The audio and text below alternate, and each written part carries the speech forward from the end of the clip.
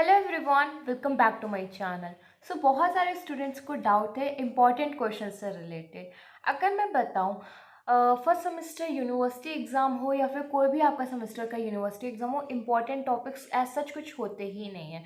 University में अलग अलग प्रोफेसर, अलग अलग टीचर्स, फैकल्टी में मेंबर्स सेट करते हैं पेपर्स। उसमें से यूनिवर्सिटी कोई एक पेपर को सेलेक्ट करता है। अब हर टीचर का परसेप्शन अलग अलग होता है, सिलेबस के उसके टॉपिक्स अलग अलग होते हैं फेवरेट, तो वो उस टाइप से मेंशन करता है। पेपर कभी कभी मॉडरेट भी आ सकता है, डिफ़िकल्ट भी आ सकता है और इजी भी आ सकता है।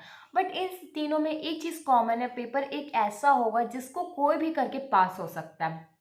इतना डिफिकल्ट पेपर नहीं होगा कि आप उससे फेल हो जाओ या बैक हो जाओ, क्योंकि एग्ज़ाम स्पेशली इसलिए कंडक्ट करा जाता है कि स्टूडेंट्स एक स्टेप्स आगे ही बढ़ें। उसमें उनको बैक नहीं होना चाहिए, और बैक के लिए भी स्पेशली सप्लीमेंट्री एग्जाम्स होते हैं। तो इसलिए आप हार्डवर्क करो, इंपॉर्टेंट क्वेश्चंस के पीछे मत भागो। बट एज सच कुछ स्टूडेंट्स ऐसे हैं जिन्होंने पूरा सेमेस्टर बेकार कर दिया, उन्होंने अभी तक कुछ भी नहीं पढ़ा। वो है स्टूडेंट्स, उन्होंने कहा ये डाउट है कि अभी भी मेरे पास इतना टाइम बचा है कि हम अभी भी कवर अप कर सकते हैं। तो हाँ, आप कवर अप कर सकते हैं, आप एग्ज़ाम को पास कर सकते हैं अभी भी स्टडी करके। तो मेरे लिए आपको पता है, फर्स्ट सेमेस्टर में बेसिकली आपको 4 सब्जेक्ट्स कवर अप करने हैं। एक आपकी एनाटॉमी फिजियोलॉजी है, एक आपकी साइकोलॉजी, एक आपकी सोशियोलॉजी है। अगर आपके पास बुक अच्छी है तो आप बुक के कंटेंट के डेटा से कलेक्ट करके पढ़ाई स्टार्ट कर दीजिए। अगर आपके पास बुक अच्छी नहीं है, जिससे आपको नहीं समझ में आ रहा है कैसे पढ़ना है, क्या पढ़ना है, तो आप मेरे टेलीग्राम चैनल पे मेरे हैंड रिटन नोट से एनाटॉमी फिजियोलॉजी पढ़ लीजिए, सोशियोलॉजी साइकोलॉजी आशवानी बुक से पढ़ लीजिए। मैंने ऑलमोस्ट यूनिट को शेयर कर दिया टेलीग्राम चैनल पे। अगर आपने उसको सब्सक्राइब कर लिया तो आपको पता है कि वो आपके लिए कितना इंपॉर्टेंट है। अगर नहीं करा तो आप उसको जाके देख लीजिए और आपके सारे डाउट्स उससे क्लियर हो जाएंगे। जैसे कि आज की वीडियो में हम डिस्कस करेंगे, अगर आपने अभी तक कुछ भी नहीं पढ़ा है यूनिवर्सिटी एग्जाम से रिलेटेड, तो जाहिर सी बात है आप फेल हो जाओगे, आपकी बैक लग जाएगी। बट हाँ, अभी भी आपके पास समय है, अभी आपके पास 25 to 28 डेज हैं, जिसको आप यूटिलाइज करके अच्छे से अपना यूनिवर्सिटी एग्जाम कर सकते हो। बट उसको यूटिलाइज करने के लिए आपको बिल्कुल एकदम कांस्टेंट होना पड़ेगा पढ़ाई के लिए, प्लस सेक्रीफाइस करना होगा। अगर आप सेक्रीफाइस नहीं करोगे तो फिर बैक तो ऑफकोर्स ही लग जाएगी ना। अब बहुत हार्डवर्क करना होगा, अब हार्डवर्क नहीं, अब आपको बहुत हार्डवर्क करना होगा।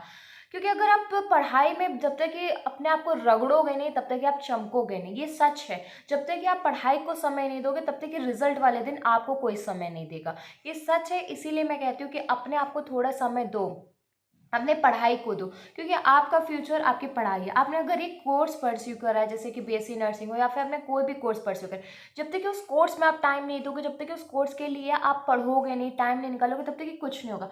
बहुत से स्टूडेंट कहते हैं कि कॉलेज लाइफ बहुत ईजी है, कॉलेज में पढ़ना नहीं होता। तो कॉलेज में आपने जो कोर्स परस्यू करा, आप उसके साथ मजाक करो, अपनी लाइफ के साथ मजाक करो। आफ्टर ऑल 4 साल बाद, 4 या 5 साल बाद आपको उसी कोर्स के साथ आगे बढ़ना है। जब आपका बेसिक वीक होगा तो अब आप कैसे बढ़ोगे। अब बहुत से स्टूडेंट्स का यही रहता है कि कॉलेज में इतने अच्छे से पढ़ाई नहीं होती है, कॉलेज हमें बताता नहीं, करता नहीं है। आई नो, मैं मानती हूँ उसमें कॉलेज की फॉल्ट है। इंडिया का एजुकेशन सिस्टम कहीं कहीं जगह अच्छा नहीं है, मैं खुद मानती हूँ, मैं खुद सेक्रीफाइस करती हूँ कभी कभी चीज़ों के लिए। कुछ टॉपिक जब मुझे नहीं आते तो मुझे बहुत बहुत बहुत बुरा लगता है। बट उस टॉपिक पे फिर से रिपीट इस करना, फिर से रीस्टार्ट करना, एक टॉपिक को फिर से समझना, कहीं ना कहीं वो टॉपिक मुझे समझ में आ ही जाता है। अगर आपको समझने में प्रॉब्लम आ रही है तो उस पर बिल्कुल पीछे पड़ जाओ। जब तक कि आपको टॉपिक नहीं समझ में आ रहा है, तब तक कि आप उसके पीछे नहीं पड़ोगे, तब तक कि वो आपके आएगा नहीं। मैं इस बात के लिए कहूँगी। और सबसे मेन बात, जो स्टूडेंट्स पूछ रहे हैं, मतलब मैंने जब उनके मैसेज देखे तो मुझे बहुत बुरा लगा कि आप 6 सेमेस्टर का पूरा होता है, चलिए आपके स्टार्टिंग के 2 मंथ्स काउंसलिंग की वजह से लेट हो गए, रेस्ट ऑफ टाइम आपने कुछ भी नहीं पढ़ा, आपको कुछ टॉपिक्स नहीं पता, आपको इंपॉर्टेंट टॉपिक के बिल्कुल आस में बैठो। अगर मैं जो टॉपिक्स बताती हूँ, क्योंकि मैं खुद कह रही हूँ इंपॉर्टेंट ऐसा कुछ नहीं होता, मैं अगर इंपॉर्टेंट टॉपिक्स बताती हूँ, आप उसके सहारे चले जाओ यूनिवर्सिटी एग्जाम में। अगर वो नहीं आया तो आप फेल हो जाओगे, आपको फिर से रजिस्ट्रेशन करना होगा, आपके जो कलीग्स होंगे वो आगे हो जाएंगे, आप उनसे पीछे हो जाओगे। कहीं कहीं हार्डवर्क अपनी सेल्फ रिस्पेक्ट के लिए करना चाहिए। आप अगर फर्स्ट सेमेस्टर में ऐसी गलती करो तो मैं यही कहूँगी कि सेकेंड सेमेस्टर से ऐसी गलती कभी मत करिएगा। सेकेंड सेमेस्टर से फर्स्ट डे से अपनी प्रिपरेशन करिए। आपको जब पता है कि आपको टाइम ज़्यादा लगेगा, अगर मैं बताऊँ, मैं इतनी शार्प माइंडेड नहीं हूँ, मुझे एग्ज़ाम से एक दिन पहले चीज़ें नहीं लर्न होती, तो मैं हमेशा पहले से करके रखती हूँ। मुझे पता है कि मुझे नहीं हो पाएगा तो उसको रिवाइज करती हूँ, रिपीट करती हूँ, प्रैक्टिस करती हूँ। क्यों? क्योंकि सेल्फ रिस्पेक्ट के लिए मुझे यहाँ पे काम करना है, अपने आप के बेसिक्स क्लियर करना है। मुझे पता है जो ये मेरा कोर्स है 4 साल का, उसके बाद मेरी ही आगे की जितनी भी पेड़ है वो किससे चलेगा, इस नींव से चलेगा, मैं इसको ख़राब नहीं कर सकती। तो प्लीज़ आप अपने एजुकेशन सिस्टम को मत ख़राब करिए, अपनी लाइफ को मत स्पॉइल करिए, हार्ड वर्क करिए। मैं बार बार कहती हूँ अगर टॉपिक ना समझ में आए तो आप बार बार पूछिए, मैं उस टॉपिक को क्लियर करने के लिए हूँ, आपका टॉपिक क्लियर होगा। इसलिए मैं कह रही हूँ कि आप अपने टॉपिक्स को क्लियर करिए, ऐसे मत करिए एट लास्ट आप इंपॉर्टेंट के में हैं।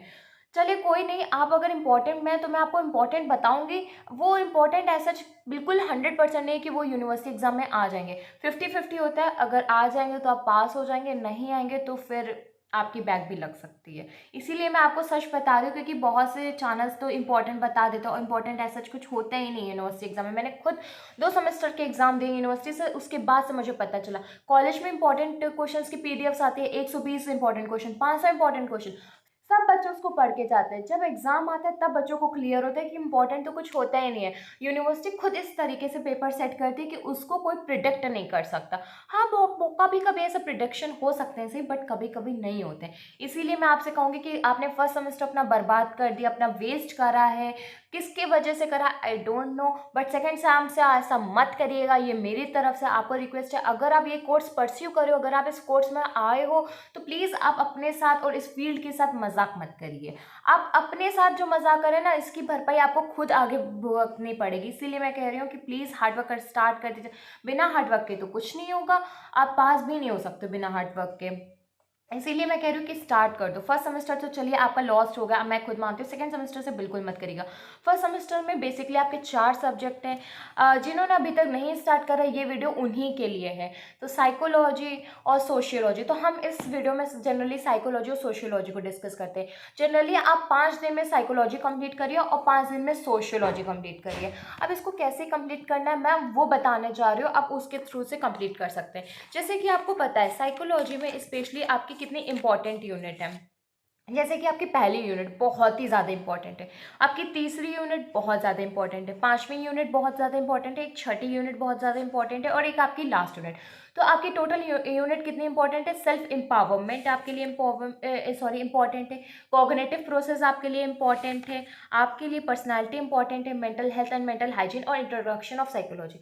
तो ये 5 यूनिट को आप पहले कंप्लीट करिए और एक दिन में एक यूनिट को आप कंप्लीट कर लीजिए, दैट्स इट। आप साइकोलॉजी में आप इतना 5 यूनिट्स कवर अप कर लीजिए और साइकोलॉजी में आप इन 5 यूनिट्स को बहुत ही अच्छे से कवर अप करिए। साथ ही साथ आपको 5 से 6 डेफिनेशंस में बता रही हूँ, आप बिल्कुल लर्न कर लीजिए, एज इट इज लर्न कर लीजिएगा with author name. Author name अगर आप लर्न करेंगे तो आर शिवानी की बुक से करिएगा, ईजी है। जैसे कि यूनिट 1 में आप साइकोलॉजी की डेफिनेशन लर्न कर लीजिए, ऑथर नेम के साथ mental health and mental hygiene की लर्न कर लीजिए, फ्रस्ट्रेशन की लर्न कर लीजिए, कॉन्फ्लिक्ट की लर्न कर लीजिए, पर्सनैलिटी की आप लर्न कर लीजिए। पर्सनैलिटी के साथ में आपको अटेंशन, परसेप्शन, इंटेलिजेंस की डेफिनेशन, एप्टीट्यूड की definition with author name, motivation, emotion with author name learn कर लीजिए, सॉफ्ट स्किल की लर्न कर लीजिए, self empowerment and women empowerment. तो ये डेफिनेशंस को आप लर्न कर लीजिए, दैट्स इट, आपको साइकोलॉजी कंप्लीट हो जाएगा। और जो मैंने ये आपको बताया, ये आपको 5 दिन में साइकोलॉजी कंप्लीट हो सकती है।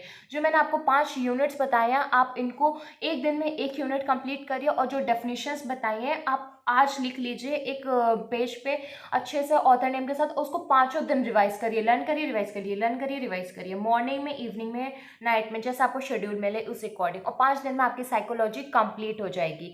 इस अकॉर्डिंग अगर आप करेंगे तो आपकी साइकोलॉजी कंप्लीट हो जाएगी। अगर मैं बताऊँ सोशियोलॉजी में आपकी जो इंपॉर्टेंट यूनिट है आप उसको कर लीजिए। सबसे पहले सोशियोलॉजी का आपका इंट्रोडक्शन बहुत इंपॉर्टेंट है, सोशल स्ट्रक्चर यूनिट बहुत इंपॉर्टेंट है, फैमिली मैरिज यूनिट आपके लिए इंपॉर्टेंट है, और social organisation and disorganisation important है, सोशल स्ट्रैटिफिकेशन।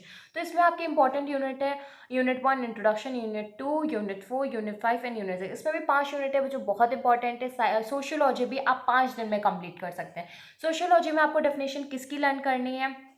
जब आप इंट्रोडक्शन करोगे तो उसकी सारी डेफिनेशंस आपको आएंगी, सोशल स्ट्रक्चर करोगे तो उसकी पूरी डेफिनेशंस आएगी, आपको कल्चर की डेफिनेशन लर्न करनी है, फैमिली मैरिज में आप पूरी कर लोगे, सोशल स्ट्रैटिफिकेशन में आप सारी डेफिनेशन लर्न कर लोगे, सोशल ऑर्गेनाइजेशन, डिसऑर्गेनाइजेशन में। बस आपको सोशियोलॉजी और साइकोलॉजी में इतना ही करना है। अगर आप 5-5 दिन इनको दे रहे हो तो 10 दिन में आपका सोशियोलॉजी साइकोलॉजी कंप्लीट हो जाएगा। बट आपको रिवाइज डेली करना है, एग्जाम तक आपको सोशियोलॉजी साइकोलॉजी रोज रिवाइज करना है। कुछ स्टूडेंट्स होते हैं जो मॉर्निंग में उठ के रिवाइज करते हैं, कुछ सोने मतलब कि सोने से पहले रात में रिवाइज करते हैं। तो अगर मैं बताऊँ, मैं रात में रिवाइज करके सोती हूँ, मैंने सारी डेफिनेशंस को रिवाइज़ करा था जिससे मुझे याद रहा, तो मैं यही कहूँगी कि आप भी रिवाइज़ करते रहिए। डेफिनेशन आज लिख लीजिए, आज से एग्ज़ाम तक रोज़ डेफिनेशंस को आपको रिवाइज़ करना है। हाफ एन आवर आपको डेफिनेशन को देना है सोशियोलॉजी और साइकोलॉजी के, आपके डेफिनेशंस क्लियर हो जाएंगे जिससे आपका मिक्स मैच नहीं होगा। जो इंपॉर्टेंट यूनिट मैंने 5 बताई है सोशियोलॉजी और साइकोलॉजी में, आप इसको अपनी कर लीजिए अच्छे से प्रिपेयर। और अगर आपको ये यूनिट नहीं समझ में आ रही तो मेरे चैनल पर आप सर्च कर लीजिए जाके, आपको स्पेशली अलग से वीडियो मिल जाएगी जिससे आपके ये 5 यूनिट्स कंप्लीट हो जाएंगी। तो मैंने इसलिए आपको बता दिया कि जिस स्टूडेंट ने बिल्कुल नहीं पढ़ा तो इसको पढ़ के वो एटलीस्ट अपने कुछ इफ़र्ट्स लगा के पास हो सकते हैं। इसलिए मैंने आपको बताया कि सोशियोलॉजी साइकोलॉजी आप ऐसे कवर अप कर सकते हो। नेक्स्ट जो आपका एनाटॉमी फिजियो है, एनाटॉमी फिजियो के लिए मैं सेपरेट वीडियो बनाऊंगी। अगर वो वीडियो आपके इंपॉर्टेंट हो तो प्लीज़ कमेंट बॉक्स में कर दीजिएगा, मैं जल्द ही एनाटॉमी फिजियोलॉजी की वीडियो आपके साथ शेयर कर दूंगी। और एनाटॉमी फिजियो की अगर मैं बताऊँ तो इंपॉर्टेंट यूनिट ज़्यादा जाएंगी, सोशियोलॉजी साइकोलॉजी की तरफ 5-5 नहीं जाएंगी। इसीलिए मैं आपसे कह रही हूँ कि पहले सोशियोलॉजी साइकोलॉजी को जल्द से जल्द कंप्लीट कर लीजिए। ये वीडियो मेरे अकॉर्डिंग आपको ईजी लगेगी, आप इससे स्टडीज़ में और कन्वीनियंट हो जाएगा, हार्डवर्क करना स्टार्ट कर दोगे। अगर ये आपको वीडियो अच्छी लगे तो प्लीज़ वीडियो को लाइक कर लीजिए, चैनल को सब्सक्राइब कर लीजिए। Thank you.